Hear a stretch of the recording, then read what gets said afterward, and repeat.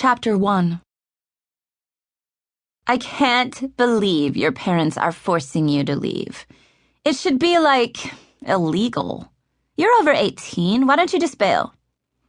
Kelly sat on top of one of the boxes of my almost packed dorm room and snapped her gum.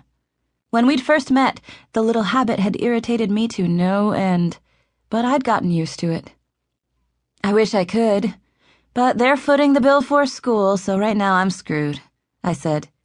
Not to mention the fact that no one said no to my mother. No one.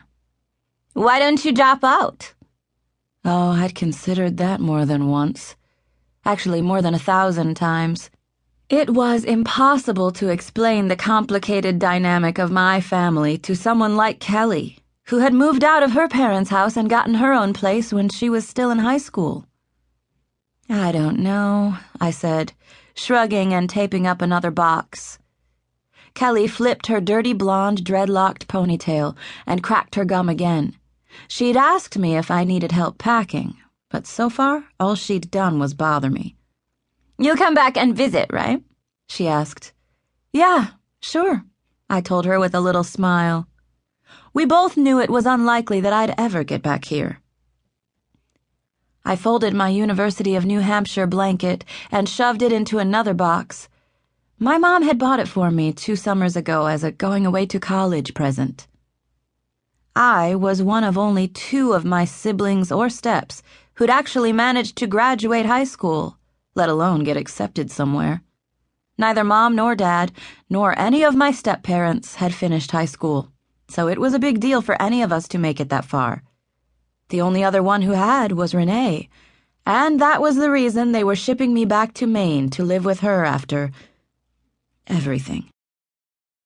Kelly's phone buzzed, and she typed a quick response to the text message and grinned at me.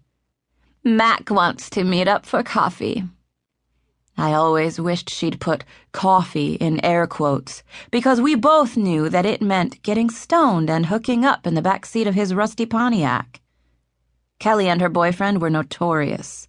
They'd even been caught by campus security in the middle of the day. It was a miracle they were still students at all.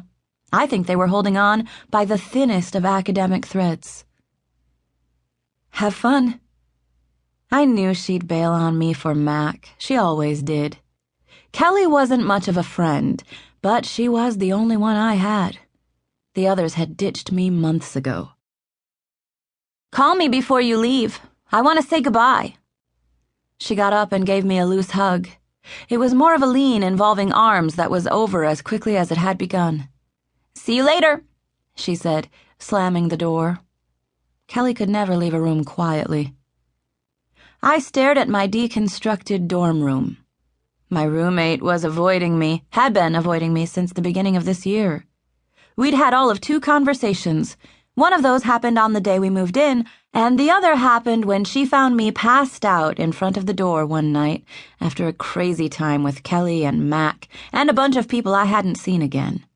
As if I'd remember them anyway. I took Kelly's place on one of the boxes, pulling my knees up and resting my chin on them. The fight I'd had with my mother when she'd told me that I was being forced to move back kept running through my mind. Actually, the entire Christmas break had been one long fight that didn't seem to end. What is wrong with you, Jocelyn? You'd better straighten up and fly right. You are coming back to Maine, or else I am coming there and dragging your ass back. Understand? Straighten up and fly right. Yeah, I'd get right on that, Mom. She was one to talk. My parents had a 6 marriages between them, and kids and stepkids all over the place. It was a full-time job just keeping track of them. I'd screamed myself hoarse, but hadn't gotten anywhere. She'd even put a moratorium on hating Dad long enough to call him, fill him in, and then get him to yell at me, too. I was powerless against the 2 of them. And then there was Renee. If Mom didn't drag my ass back, Renee would be on that. She was worse than Mom in some ways. Speaking of my sister, my phone rang, and when I saw who was calling, I debated about picking it up. Hey, I said, wincing in preparation for the barrage I knew was coming.